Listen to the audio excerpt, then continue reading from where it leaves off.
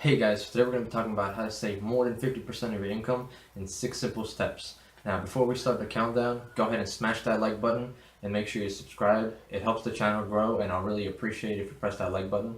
Alright guys, so number one, automatically transfer money into your, savings account or investment account. Basically, let's say you're making whatever you're making at your job, have it do 50% into, let's say, stocks and then like 50% into your bank, or you can automatically go online and just transfer from your bank account into your whatever you have. Let's say like a Robinhood account and you want to invest into it.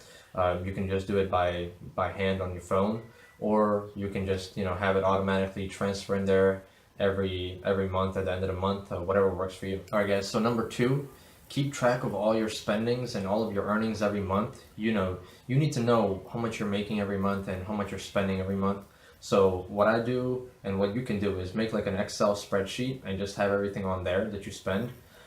Some people get Mint. There's a app, it's called Mint, and it's very popular. People use it. Basically, it connects all of your profiles, like a bank accounts and let's say like tradings and any spendings you do with your credit cards or regular cards, and it automatically calculates everything and makes graphs for you, and pretty much it tells you how much you spend every month and what you spent it on, and you can see everything on there. So that's another way of easily just managing your budget. Okay, number three, so making smart financial decisions. Pretty much with this one, don't buy things that you don't need. Like, let's say you want to buy a pair of shoes. Well, you can buy a pair of shoes, but don't buy a pair of shoes every month. Or this is something you can do like once or twice a year, maybe 3 times. But you don't need a new pair of shoes every month, or like clothing. You should probably buy clothing like 2 times a month, like get a bunch of things at once, maybe like summertime and like fall time for winter. But don't constantly keep buying things, and adding more to the closet, because I'm sure you're not going to wear half of that stuff, or you're just going to wear it once and not even look at it. So budget, try to get things for cheaper when they're on sale. If winter is over, buy that winter for next winter. You got to make some deals to make it better. An example would be, why would you buy a car for $15,000 that's going to get you from point A to point B? You would rather buy that one than buying a $60,000 car that's going to get you from point A to B, but you're paying more money for it and it's doing the same job, just so you can show off your wealth to others, while you're living paycheck to paycheck probably, and you can't even make the payments on that car. But, that's how we think, and it's not a good thing. All right, number four, pay off your credit card. Whatever you spend, pay it off. Like, don't spend more than you can afford to. If you're going to have a credit card, you're just supposed to spend what you can afford. So if you have $500, you can't spend 501 because you don't have $501. Only spend 500 or less. I can't stress this one, enough. At the end of the month, you need to pay off that full bill, so you don't have to pay any interest on it or whatever fines they have. Just pay the full amount at once at the end of the month. And my credit score is fine, and I've been having a credit card for a couple of years only. Don't max out your credit cards and just think like, oh, it's free money. It's not free money, because you're gonna have to pay it off later. You're gonna pay all these fines and interest rates if you don't pay it, and you're gonna have a very hard time paying everything back once you accumulate all these credit cards and all this money on these credit cards that you can't afford to do. So make sure you pay your credit cards on time. Don't spend more than you can afford, and you'll be fine. All right guys, so number five, stop paying for things that you're not going to use. So let's say you love watching Netflix and you're paying $50 for your TV service every month. Why not just take that $50 and cancel your TV service? Take that $50 and invest it, into something. Save it, invest it. Let's say you put it in a stock. So let's use Netflix, since we're talking about Netflix in this example. $50 for 1 year, 12 months, which would be $600 saved.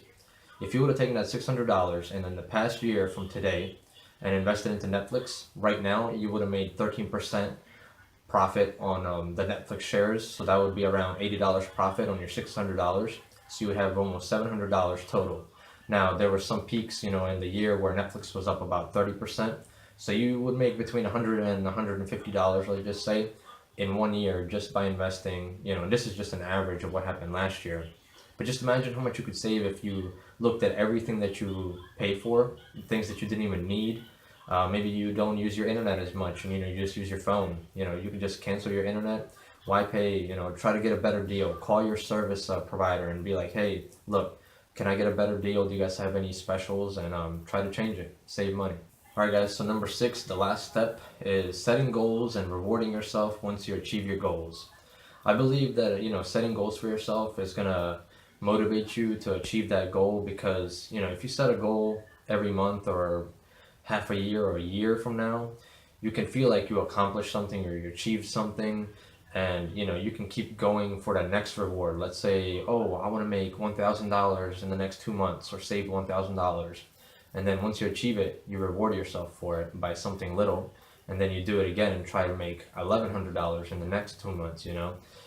Just, or you can just go, let's say, on a small date with your significant other, lunch date or something. It can be cheap. It doesn't have to be a big reward, but just something that will make you feel like you did something. Us humans, we love feeling, that feeling that we accomplished something. So when you reward yourself, it's going to be a good feeling, and you're going to push yourself to motivate, to keep going and do the next step and just keep saving and saving. It's very important key, in being successful in saving.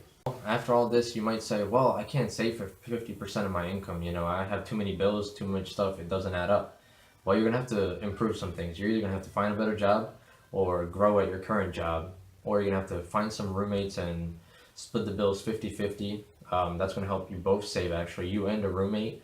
So you're going to have to either work on yourself, go to college, or you're going to have to find a way to make more money so you can do this 50-50. And this is minimum. If you can do 60% saving, that's even better.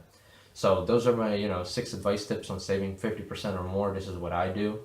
And now you might say, oh, well, why am I saving all this money when I could be spending it and doing things?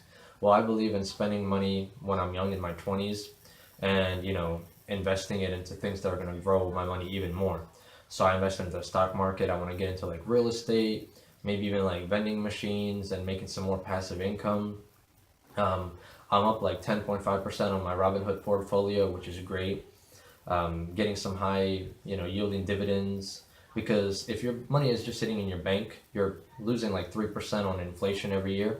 So it's not good to just sit in the bank. It's better to just invest into something as long as the money is growing and it's making you some maybe like passive income. You could say that you're on the right track to becoming financially stable for the long term, and that that's overall growth, and that's the goal right now. All right, guys. So thank you guys for watching this far into the video. If you took anything away from this video, go ahead and press that like button. It helps me out. Don't forget to subscribe so you can get notifications when I upload my next video. And leave a comment, how are you saving money? What are your tips? Do you guys have any ideas other than what I said in my video? What ways do you save the money? And don't forget to subscribe and watch my other videos. Goodbye.